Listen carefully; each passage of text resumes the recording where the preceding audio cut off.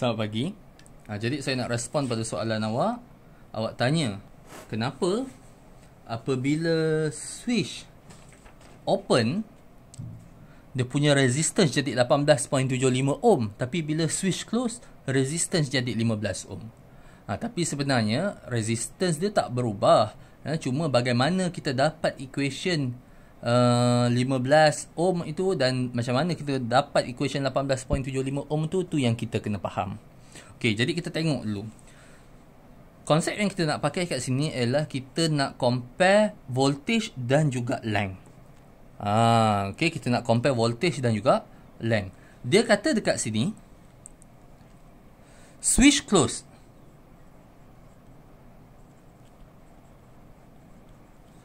Length AC sama dengan 0.6 meter.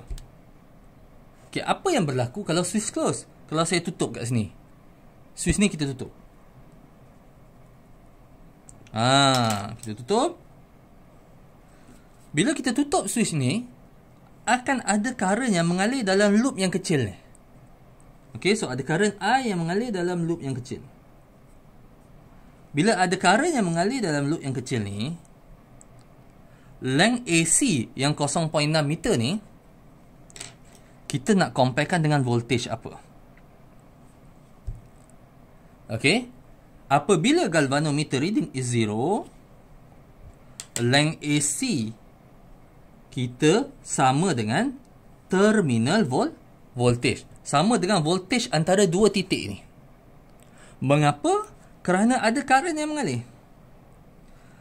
Bila ada current yang mengalir, voltage bateri ini bukan lagi sama dengan EMF, tetapi sama dengan terminal voltage.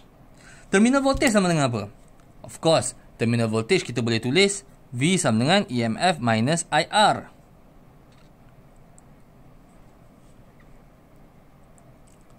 Ataupun sebenarnya terminal voltage ini, terminal voltage bateri ini samalah dengan voltage across resistor R. Voltage across resistor R. Okey, V ni V terminal ini kena faham. Ini terminal voltage.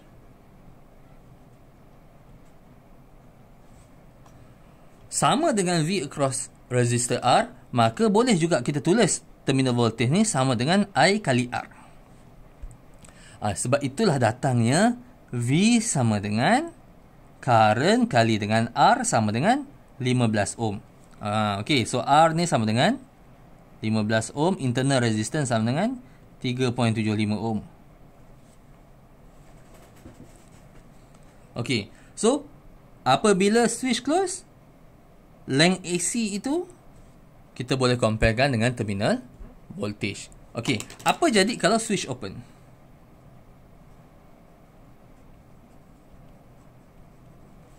Saya buka switch.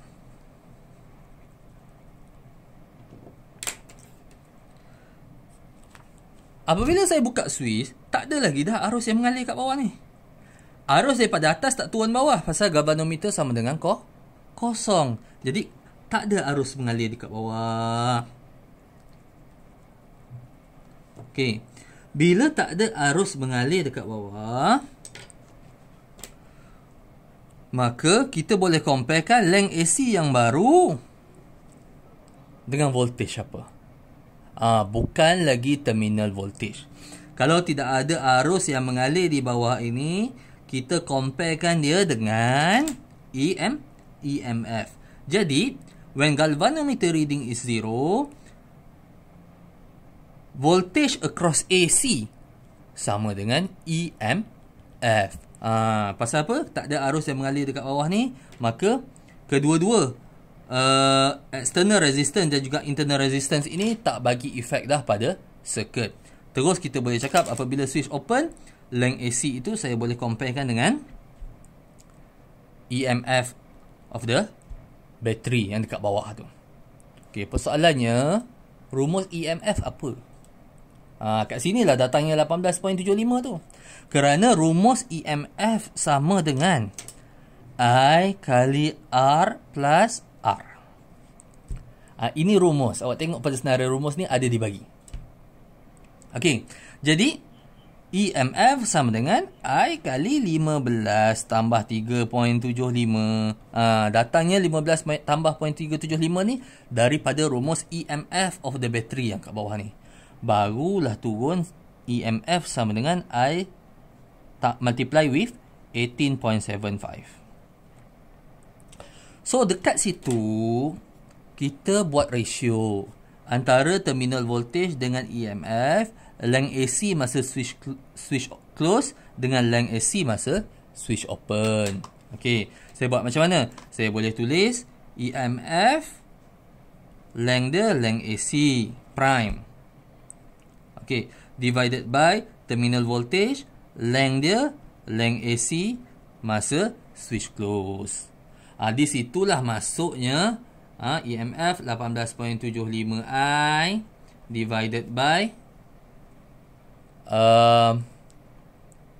voltage sama dengan 15 I sama dengan length AC prime yang kita nak cari bahagi dengan length AC masa switch close. Okey, so sepatutnya kat situ kita akan dapat length AC prime sama dengan 0.75 meter. Okey, so saya harap saya menjawab soalan awak. Mengapa kat sini 18.75? Mengapa kat sini 15? Kerana pada saya ianya bergantung kepada rumus. Yang ini kita tengok rumus terminal voltage, yang ini kita tengok rumus EMF. So itu saja, terima kasih.